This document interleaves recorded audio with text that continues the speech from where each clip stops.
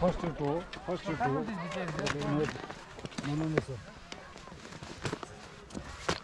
Press. Go. Sir.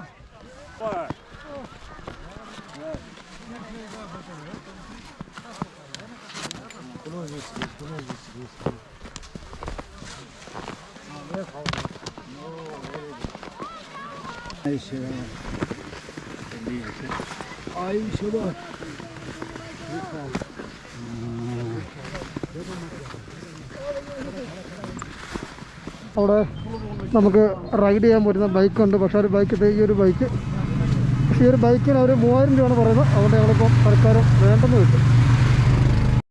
നമ്മളിവിടുത്തെ ഇഗ്ലൂരോട്ടാണ് പോകുന്നത്. മഞ്ഞ് കൊണ്ട് ഉള്ള ഇഗ്ലൂ.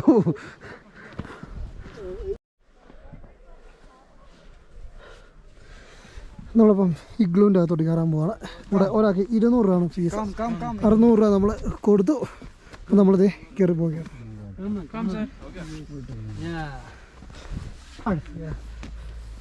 ഇവിടുത്തെ ഇരിക്കാൻ വേണ്ടി ചെയറൊക്കെ ഇട്ടിട്ടുണ്ട്. ഇഗ്ലൂൻ്റെ അകത്തോടെ നമ്മൾ കയറുവാണ്. ഫുള്ള് ഇത് മഞ്ഞ് കൊണ്ട് ചെയ്തേക്കുന്നത്. ഫുള്ള് മഞ്ഞാണ്.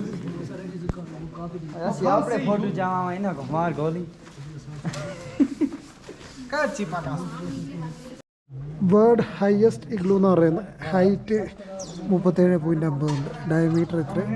ഇത് കംപ്ലീറ്റ് ചെയ്തത് 64 ദിവസം എടുത്തിട്ടാണ്. 2021 ഡിസംബർ 3 തുടങ്ങിയിട്ട് ഇത് തീർന്നത് 22/4 ആണ്.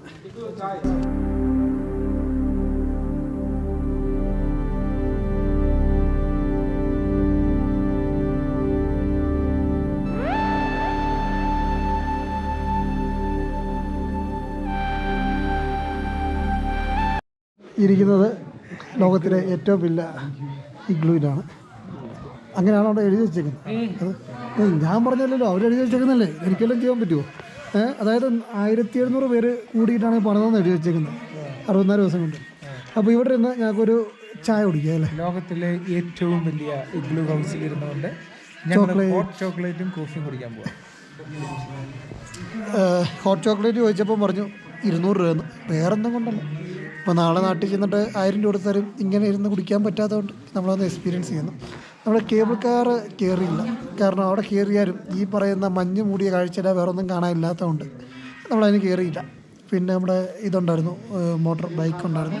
മോട്ടോർ ബൈക്ക് വരെ ഏകദേശം 3000 രൂപ പറഞ്ഞു. 2000 രൂപയ്ക്കൊക്കെ ബാർഗെയിൻ ചെയ്ത് കിട്ടും. പക്ഷെ അതാണെങ്കിലും നമ്മളിവിടെ ഫുള്ള് കറങ്ങിയുണ്ട് ഈ ഒരു കാഴ്ച തന്നെയാണ് കിട്ടുന്നത്. അതുകൊണ്ട് പിന്നെ അതും നമ്മൾ തൽക്കാലം ഒഴിവാക്കി.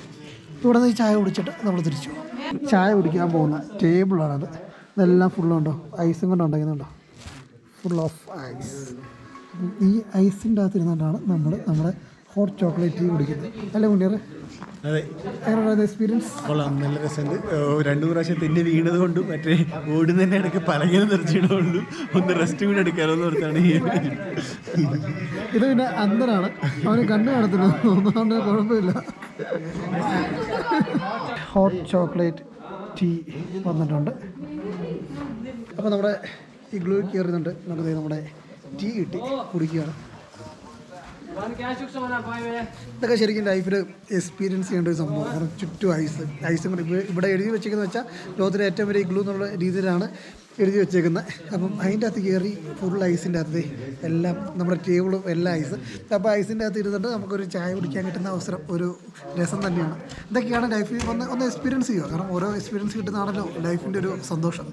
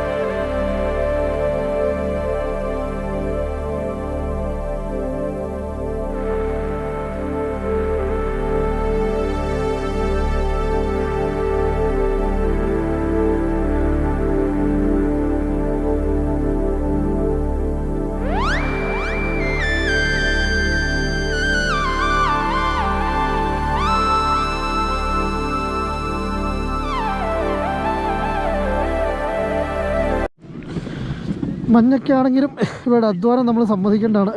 നമ്മളെ വെച്ചോണ്ട് ഈ മഞ്ഞിൽ കൂടി ഇത്രയും ഭരിച്ചുകൊണ്ട് പോകുന്നത്. സ്നോഫോൾ നല്ല അടിപൊളിയായിട്ട് പെയ്യുന്നുണ്ട്. ഇപ്പോൾ ക്യാമറയ്ക്കകത്ത് എത്ര മാത്രം കിട്ടുന്നുണ്ടെന്ന് എനിക്കറിയത്തില്ല. പക്ഷേ നല്ല അടിപൊളിയായിട്ട് സ്നോഫോൾ ആ ഡ്രസ്സിലോട്ട് നോക്കി. ഇതെന്തൊരു ഡിഫറെൻറ്റ് എക്സ്പീരിയൻസ് ആണ്. നമ്മൾ ഈ ഒരു ജനുവരി ഫെബ്രുവരി മാർച്ച് കഴിയുമ്പം ഈ ഒരു എക്സ്പീരിയൻസ് ഇവിടുത്തെ മാറും എന്നാണ് പറയുന്നത്. Heavy traffic block, heavy traffic ഇവിടെ നമ്മുടെ ഭരിച്ചുകൊണ്ട് വരുന്ന വണ്ടിയുടെ ട്രാഫിക് ബ്ലോക്കാണ്, ട്രാഫിക് ബ്ലോക്ക്. അപ്പോൾ നമ്മളിങ്ങനെ പോവുകയാണ്.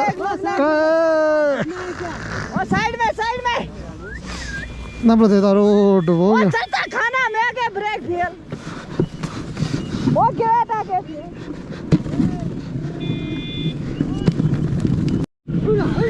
സംഭവം നല്ല രസമുണ്ട്, എൻജോയ് ചെയ്യാൻ. പക്ഷേ നടുവിന് പ്രശ്നമുള്ളവർ ഇത് കയറുമ്പോൾ സൂക്ഷിക്കുക, അല്ലെങ്കിൽ മറ്റേ പിണ്ടോയിലൊക്കെ എടുത്തോണ്ട് തിരുവണ്ട വരും. हमारा मेहमान है, ये समझते हैं ना, कश्मीर बड़ा हमारा मेहमान है, गेस्ट है हमारा. आप खुश, हम लोग भी खुश. അപ്പോൾ നമ്മൾ തിരിച്ച് വന്നു. ഷൂസൊക്കെ ഊരി കൊടുത്തു, നമ്മുടെ ഷൂസൊക്കെ ഇട്ടു. അവർ സംസാരിച്ചുകൊണ്ടിരുന്നപ്പം ഇവിടുത്തെ ആൾക്കാർ എങ്ങനെ ഉണ്ടെന്നൊക്കെ സംസാരിച്ചുകൊണ്ടിരിക്കുകയായിരുന്നു. അപ്പം ചില സ്ഥലത്ത് ടൂറിസം സ്ഥലത്ത് എന്നാൽ പറ്റിക്കപ്പെടും എന്നൊക്കെ പറഞ്ഞപ്പോൾ അവർ പറയുകയാണ് ഞങ്ങളങ്ങനെ ഒന്നും ചെയ്യത്തില്ല, കാരണം ഞങ്ങൾക്ക് സ്ഥിരമായിട്ട് ഗസ്റ്റിനെ ഇവിടെ ആവശ്യമുണ്ട്, അതുകൊണ്ട് ഇവിടെ ആര് വന്നാലും ഞങ്ങൾ ഹാപ്പിയാക്കി വിടാൻ മാക്സിമം ശ്രമിക്കും എന്നൊക്കെയാണ് അവർ പറയുന്നത്. ഇതുവരെയുള്ള ഞങ്ങളുടെ എക്സ്പീരിയൻസ് വെച്ച് അങ്ങനെ തന്നെയാണ്. നമുക്ക് ഈ പറയുന്ന കുഴപ്പങ്ങളൊന്നും ഉണ്ടായില്ല. അല്ല മുനീറ, അങ്ങനെ കുഴപ്പമുണ്ടാകും.